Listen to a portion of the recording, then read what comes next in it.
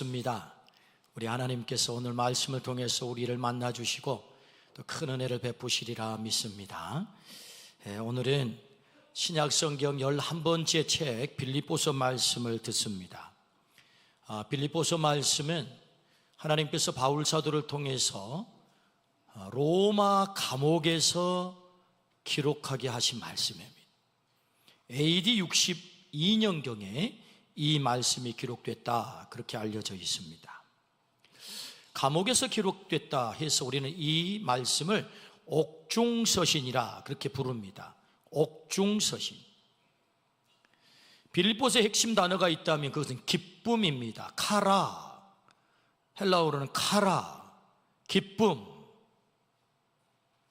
그래서 대표적인 구절이 있는데 빌립보서 4장 4절, 주 안에서 항상 기뻐하라, 내가 다시 말하노니 기뻐하라 라고 계속해서 기뻐할 것을 말씀하세요. 빌립보서에 별명이 있는데 희락의 복음이라고 합니다. 기쁨의 복음이라고 하는 거죠. 왜 주님은 기뻐하라고 하셨을까요? 기쁨은 우리의 삶의 최종적 목표입니다. 그래서 하나님의 나라를 로마서 14장에서는 이렇게 설명하죠. 하나님의 나라는 먹는 것과 마시는 것이 아니요 오직 성령 안에 있는 의와 평강과 희락이라 라고 말씀을 하세요. 여기 희락이라는 말이 기쁨이다, 그런 말입니다. 그러니까 하나님의 나라는 기쁨으로 가득 찬 나라다. 우리가 갈 천국은 기쁨의 나라다. 우리의 최종적 목적지, 최종적 목표. 근데 주님이 우리에게 이 땅에서 항상 기뻐하라, 내가 다시 말하노니 기뻐하라 라고 말씀하시면 너희가 죽어 천국 가서만 그 기쁨을 누리지 말고 지금 여기에서부터 네가 하나님을 아버지로, 예수님을 구주로 고백했다면 지금의 너의 삶에서부터 그 기쁨이 시작되면 참 좋겠어. 그래서 주님은 우리에게 기뻐하라 라고 말씀을 하는 것입니다.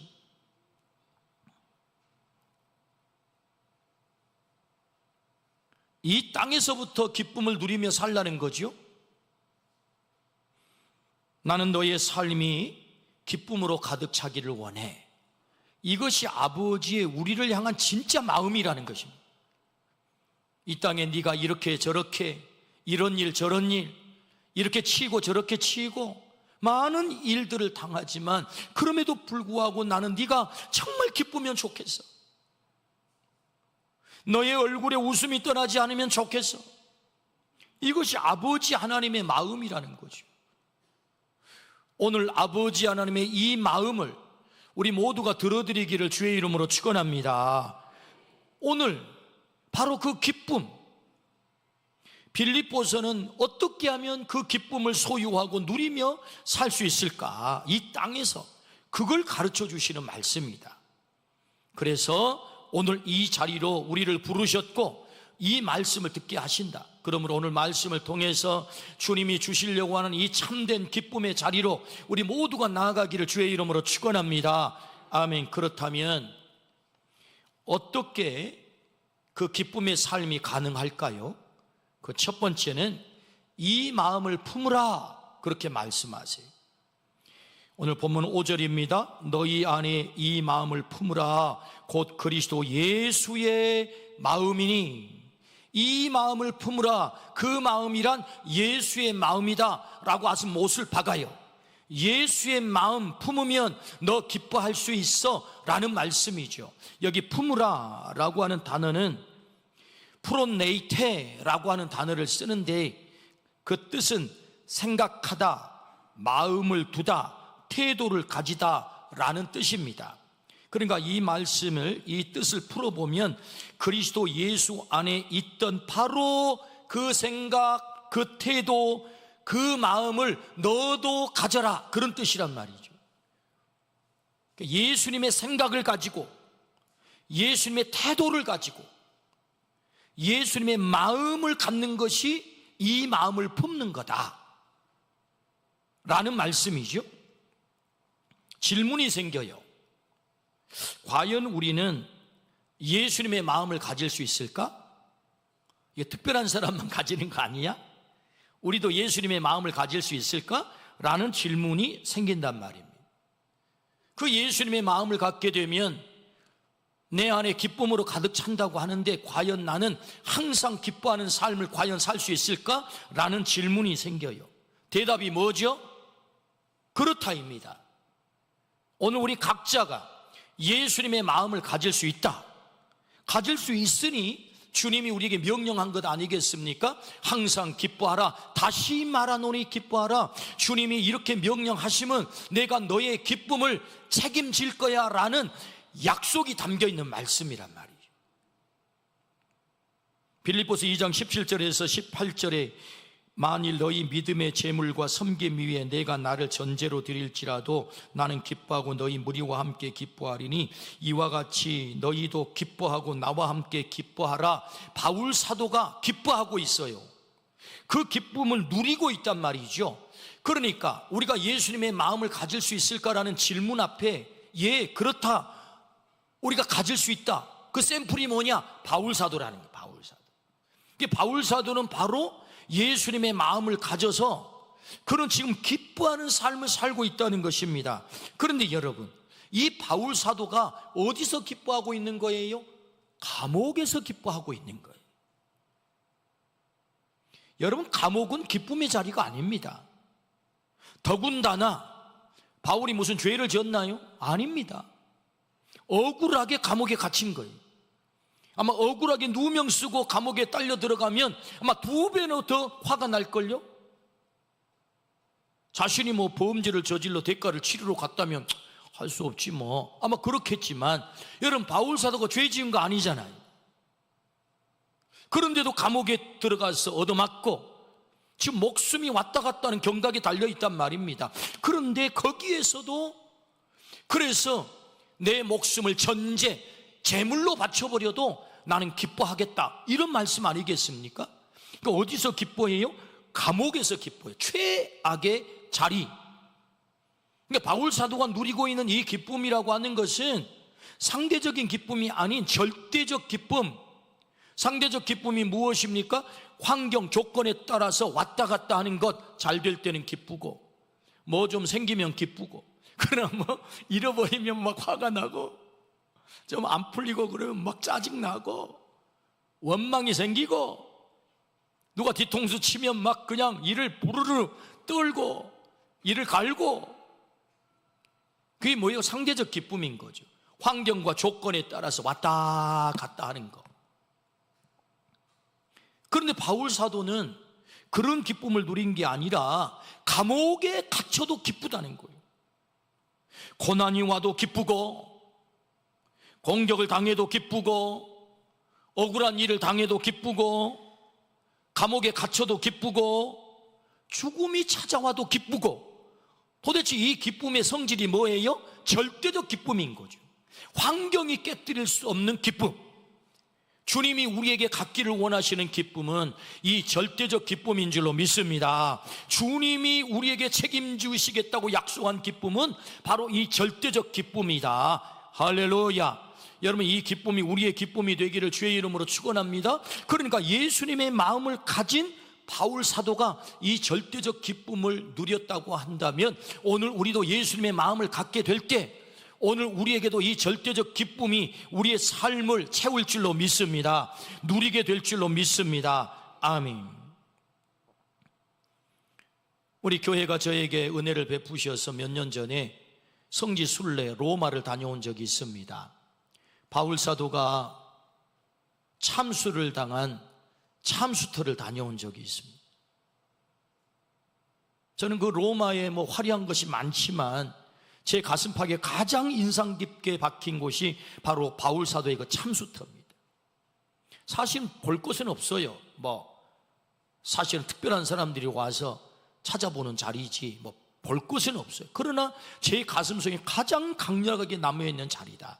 저는 그 바울 사도가 참수를 당하기 위해서 2000년 전에 걸으셨다고 하는 그 돌길에 무릎을 꿇고 바울 사도의 마지막 그 장면을 묵상했어요. 저 감옥에 갇힌 바울 사도가 끌려 나와가지고 쇠고랑을 차고 이 돌길을 걸었다는데 철그렁 쇠고랑 소리를 내면서 걸어갈 때 바울의 마음, 바울의 표정은 무엇이었을까? 바울이 노래했다면 어떤 노래를 불렀을까? 그리고 저기 떨어져 있는 저기 참수터에 그의 목이 잘릴 때 마지막 그의 표정은 무엇이었을까? 이게 한번 깊이 상상을 해봤어요. 도대체 바울 사도는 그 장면에서 노래해야 했다면 어떤 노래를 불렀을까? 하나님, 이럴 수 있습니까? 내가 왜 지금 이렇게 비참하게 참수를 당해야 됩니까? 라는 원망의 노래를 했을까?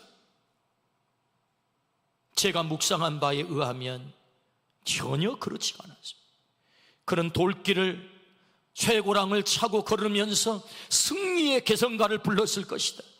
그가 목이 떨어지면서 그런 마지막 하나님께 감사의 노래를 불렀을 것이다. 그 증거가 뭐예요? 로마서 14장 8절이에요.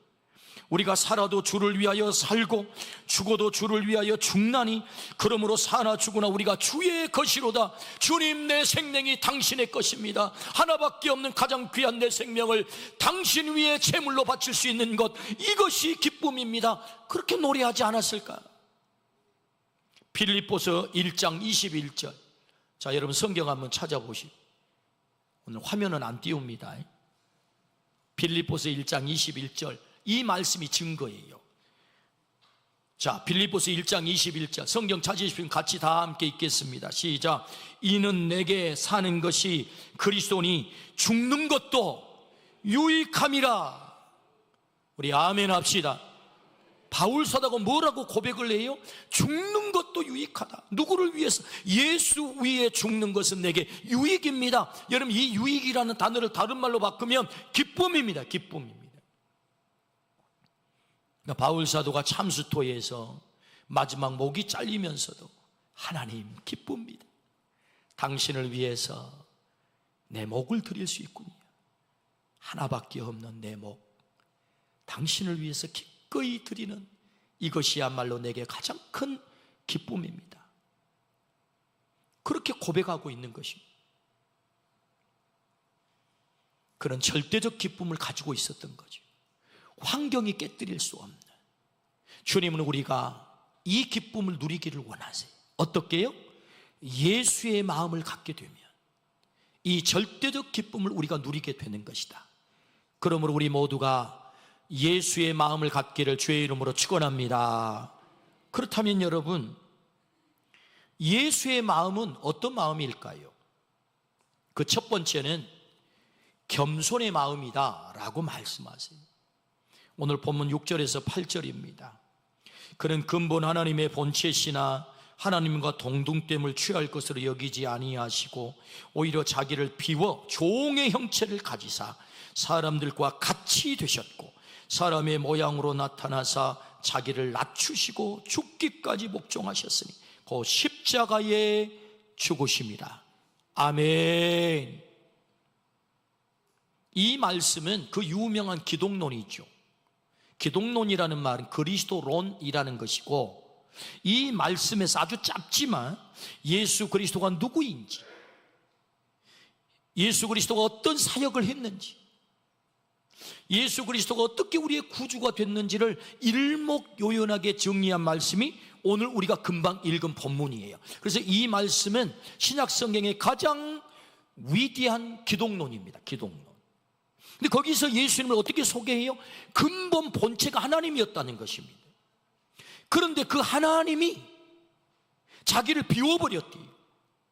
왜? 나와 격을 맞추려고. 죄인인 우리와 격을 맞추려고.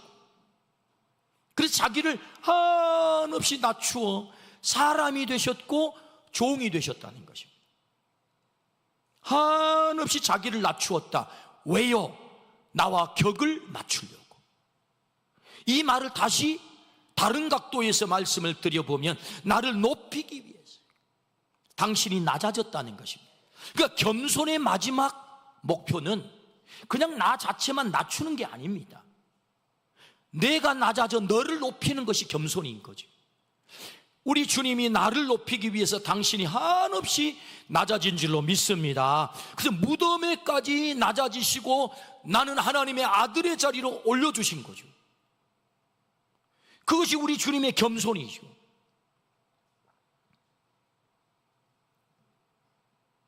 이것이 주님의 마음이죠.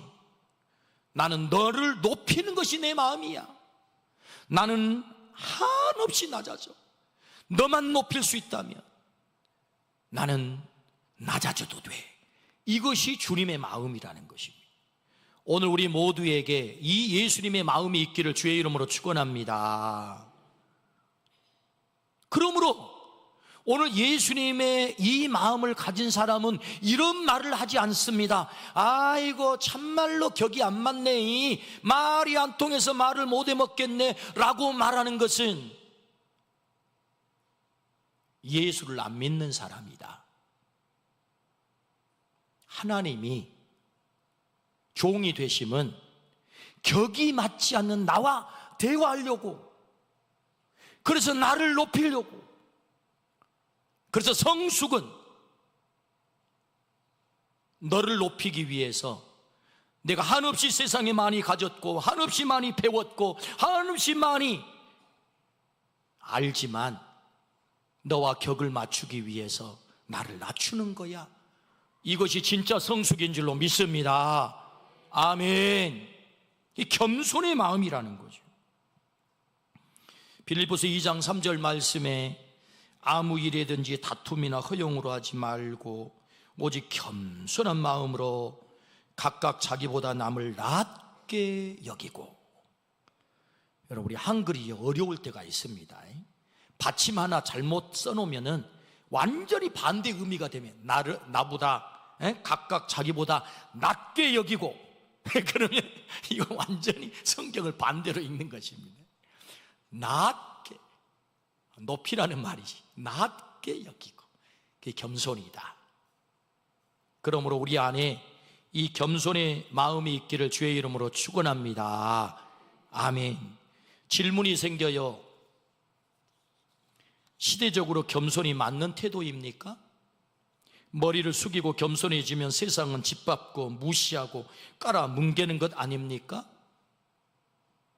그런 질문이 우리에게 생기죠. 또 그런 두려움도 생겨요. 내가 겸손히 나를 낮추면 사람들이 나를 무시하고 나를 깔아뭉개는 이 세상 속에 우리가 과연 살아남을 수 있는 것입니까? 그런 두려움이 생긴단 말이죠. 그래서 우리는 센 척해야 합니다. 나 센 사람이야.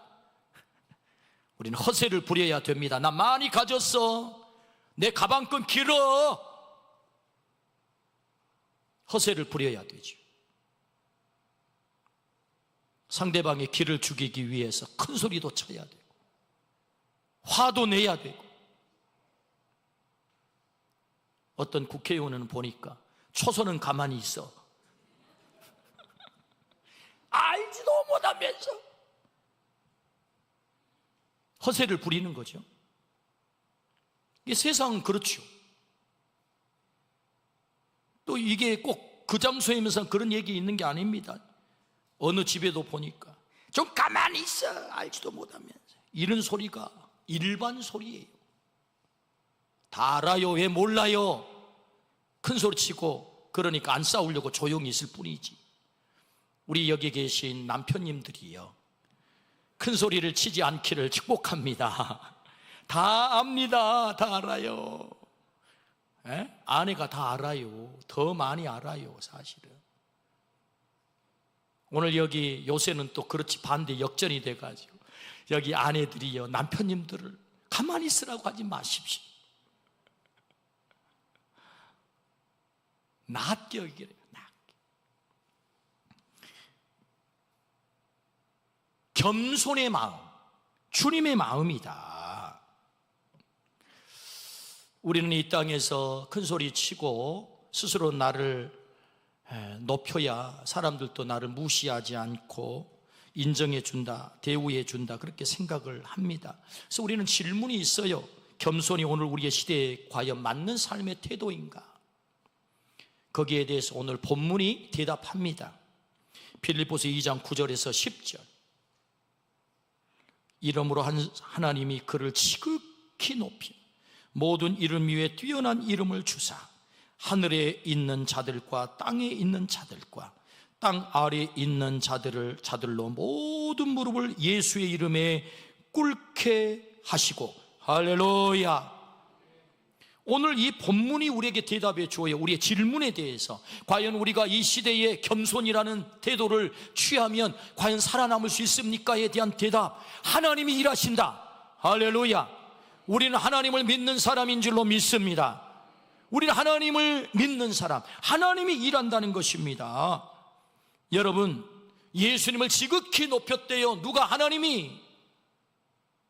모든 이름 위에 뛰어난 이름을 그에게 주셨대요. 누가? 하나님이. 모든 무릎을 예수의 이름에 꿇게 하셨대요. 누가? 하나님이. 겸손해졌을 때 하나님이 높이셨다, 그런 말씀 아니겠습니까? 그러므로 여러분, 오늘 우리가 겸손히 낮추면 세상 속에 살 때 얼마간 두려움이 있을지 모르겠지만 하나님을 신뢰하기를 주의 이름으로 축원합니다. 하나님이 높이시면 누가 막겠습니까? 하나님이 높여주셔야 진짜 높아지는 거지. 내가 내 어깨를 스스로 잡고 뽕을 넣는다고 높아지는 것입니까? 여러분, 그건 취해지는 것입니다.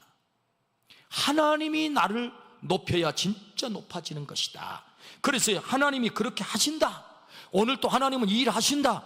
내가 나를 겸손히 낮추어 너를 높이려고 할 때 하나님이 나를 높여주신다. 할렐루야.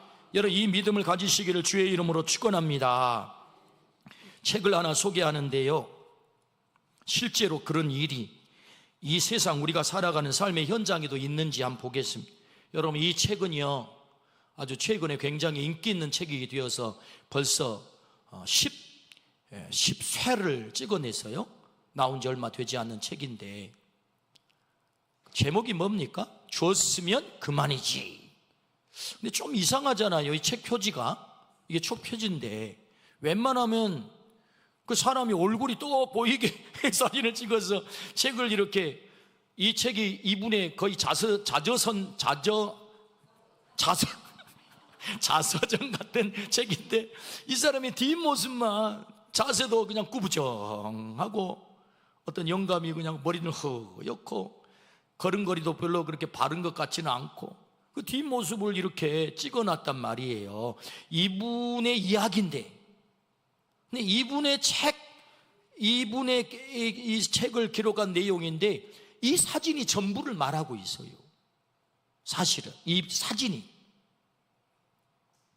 이분은 김장하 선생님이신데 진주에 계시는 분이죠. 이분이 유명하게 된 것은 사실은 우리나라 2025년 4월 4일은 우리나라 현대사 역사에 정말 잊을 수 없는 기록되는 날이 되었는데, 그날이 무슨 날입니까? 내란 주범 윤석열 대통령의 파면을 선언한다, 이 날이거든요. 그 누가 선언했느냐? 문형배 헌법재판관이 선언을 했어요. 우리가 다 아는 대로. 그럼 문형배 재판관은 누구냐? 바로 이 김장하 선생님이 고등학교 때부터 대학까지 찢어지게 가난하니까 장학금으로 후원을 해가지고 공부를 시키신 분이, 이분이 뭐 친척도 아닙니다. 그래서 더 유명하게 되신 분이신데, 그 이분이 거절했는데 그 경남대학교에서 당신 명예 박사를 좀 명박을 우리가 드리고 싶다. 아니라고 수년 동안 거절을 했는데 하도 또 준다 그래가지고 너무 거절하면 A가 아닌 것 같아 할 수 없이 허락을 해가지고 이제 명예 박사 학위를 받는 거예요. 그 자리에서 인사 말 가운데 참 감동적인 말이 있어요. 소개를 해보면은, 똥은 쌓아두면 구린내가 나지만 흩어버리면 거름이 되어 꽃도 피우고 열매도 맺는다. 돈도 이와 같아서 주변에 나누어야 사회에 꽃이 핀다. 그래서 핀 꽃이 문형배 헌법재판관이에요. 이 외에도 많은 교수들과 많은 인재들이 이 김장하 선생님의 서포트를 받고, 근데 그냥 서포트를 할 때 막 내가 했어 이런 것도 없어. 그냥 모르게 조용히 하는 거예요.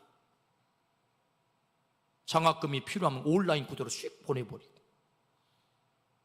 수요식 이런 것도 안 하고, 물론 간혹가다 하긴 하지.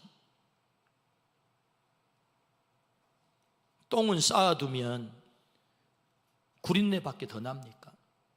그런데 그것을 흩어서 밭에 주면 꽃이 피고 열매도 맺고 많은 사람을 유익하게 한다는 거 아닙니까?